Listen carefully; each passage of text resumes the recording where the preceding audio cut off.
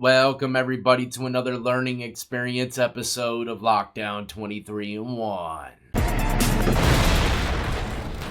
That's right, today we are jumping back into the hit TV show 60 Days In on A&E. Just jumping around to some clips of inmates stealing today. Matter of fact, they're very common ways that people can get stolen from. So listen up if you happen to be going to jail or know someone that's heading that way, man. This is some major tactics to prevent any of this from ever happening to you. But before we get into the clips, if you're new to the channel and enjoy all things lockup and crime related, then this is where you want to be. Hit that like, subscribe, notification bell before you leave, and check out my playlist with many more videos for you to start watching today. Alright, so the first clip is going to show something that I've seen many times in jail. Not prison, but jail, and believe it or not, they're two totally different places. But in jail, almost every single place you go to, they bring the trays to the cell block. You will never leave the pod or the dorm to go to the chow hall. Only in prison does that happen. You physically have to go down there and get your tray. But in jail, like I already said, they bring the trays to you, and this is the thing that a lot of inmates say. Sleep late, lose weight. Meaning, if you're not in line waiting for that breakfast tray or whatever tray it is, someone will take the tray that was supposed to go to you. And this can be very dangerous, like we're going to see in the clip today, because a lot of guys, when they're at the end of the line, they'll try to get those extra trays, but they don't know exactly who those trays are going to. Who slept late this morning? They're hoping it's some weak guy that ain't going to give them no kickback, but sometimes that person could be someone that never in a million years would you take a tray from. That's when stuff can start hitting the fan. Even though you had no idea it was his, it doesn't matter. You're going to pay for it. Y'all gonna take stuff from boy, you just check it. Like go to and give me your tray. I got a whole box of Commissary niggas for me. So this individual right here, if I were to guess, is the one that slept late. Old head slept through that alarm. But this brings back some serious memories, man, because I think he's a military veteran. And I remember the only time I've ever had anything stolen from me was in jail. And I had a military army veteran sleeping in the cell with me, kind of like this guy. He does something that I didn't agree with, but you know, you can't control another man from doing what they want to do. I went in the cell, told my cellie someone took some of my stuff, man. And the dude, the army vet, just like this guy, ran out the cell screaming, "Hey, y'all want to take something from this cell? Come take it now." Type of stuff, right? Like calling out the whole pod. I didn't want that. I was going to handle the situation totally differently, but you know, that's just how it happened. But this guy's doing the same exact thing, coming out claiming his dominance, saying, "You want to steal something, come steal it from me right in front of my face." You wanna take stuff, come take my Commissary for me, get right now. I bet you won't do that. I'm just saying, man. Killing, man. You're a real gangster. Still some trays like a bitch. I bet you had a box. Reading out every boy took your you a bitch and the whole come fight for it. You took your all in this bank up.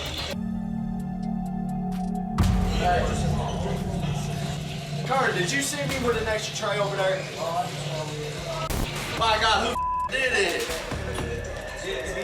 Who did it? He grabbed one and I grabbed one. You didn't leave. Oh man, just a little shake of the tree, everyone starts falling. Homeboy said I took one and so did he though. The guy that walked in there is kind of like a little mini shot caller in the pod. So he's one getting down to the mix of things, trying to figure out what happened. Old head's making a big deal about the situation. And when a big deal like that happens, people try to get to the problem. If it happened to anybody else, some weaker individual, this never would have taken place. They probably would have been laughing at him. But old head, man, he's probably got some pull with a bunch of inmates, and they're not going to allow this to slide either. You didn't leave the tray there when you got up. I just don't. Okay, that's the only extra tray that was on that table, bro. No, there was 2 trays missing, bro. Yeah. Dude, I ain't grabbing You extra bitch. tray, man. What'd you say? Oh, what'd you say? I ain't grabbing no What'd you say? Shut up. Come here. Don't do it, dude.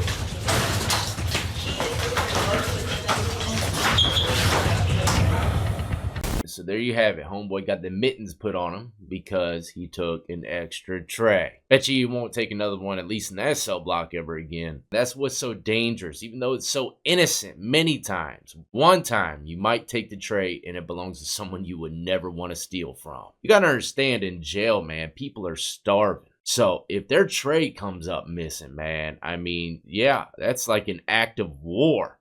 Homeboy's probably, even though he was sleeping late, he was probably dreaming about that tray, you know? So just get what's yours, get out the line, and keep it moving. Now, there are tactics, you know, to get an extra tray the right way. You go to the CO, after everyone's done feeding, you go to the CO, say, hey, y'all got any extras? And some deputies, they will give it to you. Because usually when they bring down the trays for the unit, they put in a few extra just in case there are some issues with one of them. They don't have to make a call down to the kitchen and make a whole nother one and run it back up. So they'll put a few extra in there. And sometimes, yes, CO will say, yeah, here you go, bro. But if you go in the line, grab a tray, and then get back in line and then grab another tray, that's a totally different ball game. Either way, though, no matter how you do it, it could get you caught up, even if the deputy gives it to you. Now, a lot of people might be asking, what if someone takes my tray? What if I slept late? Well, if you ain't got no pool in that pod, no one's really caring about you, man, chances are you might have to just eat that. Not physically, because they took your tray, but, you know, charge it to the game.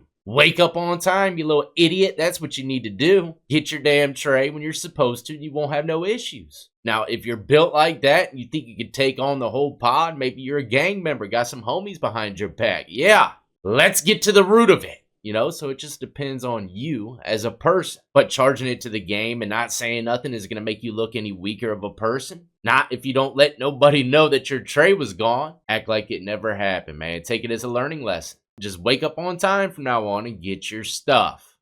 Now, this clip's going to show a form of stealing that happens in jail and prison. Tony here is, I think he's a former correctional officer. So he kind of knows the drill of how inmates get over on individuals. And he's going to put his learning to the test today. He's going to help an elderly individual that has a lot of money on his books set up his system to buy commissary, which means the guy's going to have to give Tony his private inmate number and passcode in order to help him set everything up. But always remember, when someone's trying to help you set something up, chances are in jail or prison, they're setting you up. Even if they look like an angel of light, speaking humbly, respectfully to you, the whole time they're getting over on you. That's what Tony's going to do today, man. He's going to steal this guy's pin as he's helping him out and then order honey buns and shit under his own name with that guy's money. Get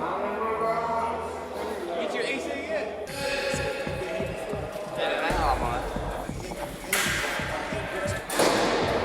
I ain't got it. I'll order about $1,000.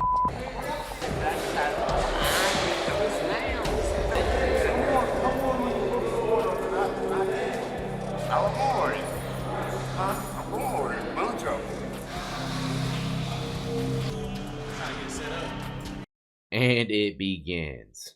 So far, there's two things you've got to understand, all right? First and foremost, do not let people know how much money you got.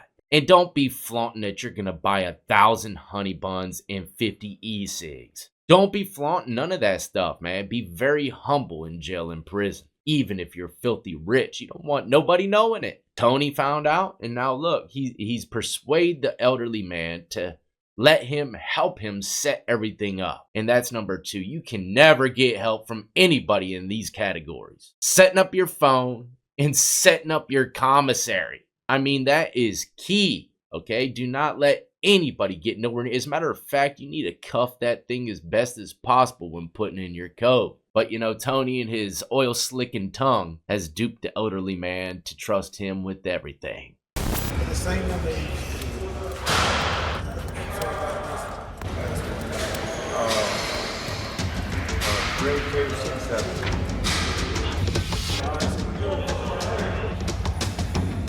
Now, immediately after getting his pin, probably ordering a few things for him at the same time, they leave the kiosk, but he comes back by himself to order some stuff for himself personally with the elderly man's money.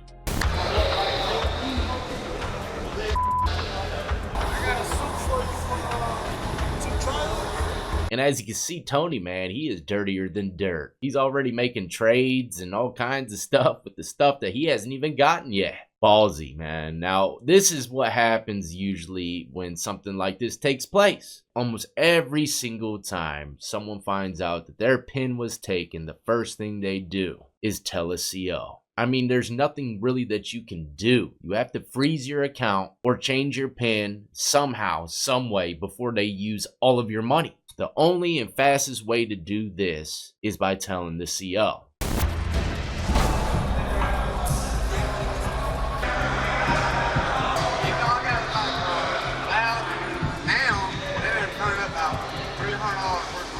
Dang.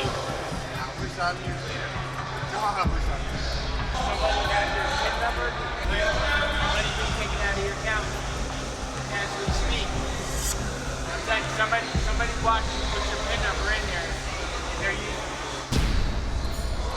See, even the COs know. They've dealt with this numerous times over. Now, this is the thing, all you thieves out there, man. Not every jail is the same. A lot of places, you get caught with a knife, get in a fight, man. You're only going to go to the side pocket for a couple days. But some jails, you get in a fight, they're going to ask that person who got beat up if they want to press charges. And if you steal from someone, even like this, you're running a big risk, depending on where you're doing time at, of getting some more charges. And bookings attached to the jail, man. They'll take you right down there real quick. Last thing you want, right? Last thing you think would ever happen. Think again. Like I said, they have ways to trace all this stuff back to the person who stole it. These guys are cowards that are stealing from you, man. Honestly, they'll just walk right past you, get the PIN, and that's it. You won't have no idea who it is 90% of the time. This is a typical situation, regardless if you want to get someone in trouble or not, it doesn't matter. You have to get a new PIN.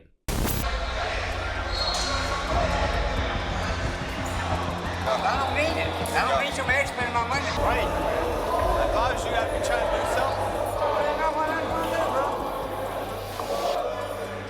Now, keep in mind, Tony was a participant in this program, right? And these participants are trying to show issues that's happening inside jail that deputies, COs can't see because they're not an inmate, right? Well, these guys are acting like inmates, and he's saying that he was put in the jail to the test to see what would happen if someone stole someone's PIN. And he said nothing. No, nothing. They didn't do anything, and that's just another sign that this jail is broken. But he's just trying to prove a point that these guys ain't doing no kind of investigations when it comes down to theft. Great way to put it, but honestly, I think he was just doing it to do it. Old Tony, man, he's slick. But that's a wrap, ladies and gentlemen. Hopefully you enjoyed a little rundown of some ways that people steal in jail and prison, I guess you could say, especially with the PIN codes. A very popular thing when I was locked up, they gave out phone cards. And, some people, they wouldn't register their phone card as soon as they got them. They just go put them in their cell after getting it from store day. And those guys, as soon as they go do something like take a shower or something, someone run in that cell, would copy down the numbers to his PIN code, and then activate it under their name. It happened to me one time when I went to visitation. My cellie rammed through all my stuff, found one of my extra damn calling cards, and registered it. What did I do? Look, I thought it was just a broken calling card because all the other ones were working while I went to go use them. So I wrote a request form in saying, hey, I need my money back or a new card. Next thing you know, they came in and got my cellie. I wish I would have known that because he was sleeping at the time and I could have handled business real easy. Crazy too, man. I just did a pluck tattoo on this idiot and he paid me and everything. So it's very tricky in lockup sometimes, man. But never in a million years did I think something like that would have happened to me, man. And I was already established in that jail. But this is a great example too. Was I looked at as a snitch? No, I didn't say, hey, my cellmate took my stuff. No, I even had the pink slip still. My phone card's broken. I need a new one or my money back. Always keep your paperwork in situations like that, especially. I wasn't even questioned, not one bit, man. All I had to say was what happened and people trusted me. But it's also a prime example of what kind of jail I was doing time in. Even though I said my card was broken, they weren't trying to issue a refund, so they did their own investigations, right? So it shows you a lot of character about the jail. But doing their own investigations without me even knowing, they found out that my cellie activated my card. But a lot of jails won't do that. Not one bit, man. And you are shit out of luck. So be careful. Be on your P's and Q's. But these are very common ways that people get got in lockup when it comes down to their money. Stay tuned, I got a few more learning experience tutorial clips coming your way. Not to mention some news on some more inmates taking other inmates' lives. Got a crazy story to bring y'all's way. So stay tuned, ladies and gentlemen. Until the next time, as always, y'all be easy, be safe, and more importantly than anything, stay free.